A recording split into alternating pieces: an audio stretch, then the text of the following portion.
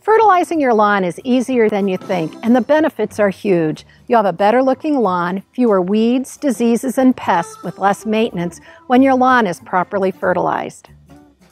Start by selecting a low nitrogen, slow release fertilizer like Milorganite.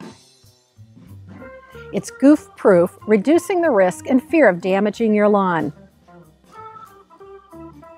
Next, look at the back of the bag for recommended rates or visit their website for more details. As you can see, you'll need to know the square footage and brand of spreader you're using to calculate the amount of Milorganite needed. Measure the grass areas in your yard. None of us has a perfectly square or rectangular lawn, so round it off to the nearest size and measure accordingly. This is an advantage of using a low nitrogen, slow release fertilizer like Milorganite. You won't damage your grass if your calculations are a bit off.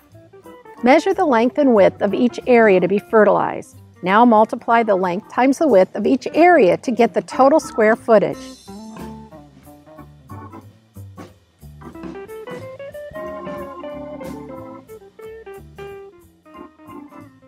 Add the square footage of each area to calculate the total grass area to be fertilized.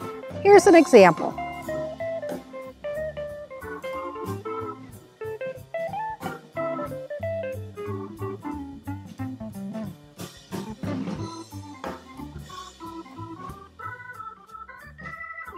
Now we're ready to start fertilizing.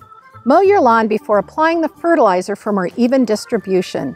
Check the bag once again for the proper spreader setting, or visit Milorganite.com for a more complete listing of spreader settings. Divide the recommended setting number in half to apply half the recommended rate in one direction, and the other half at right angles to the first pass.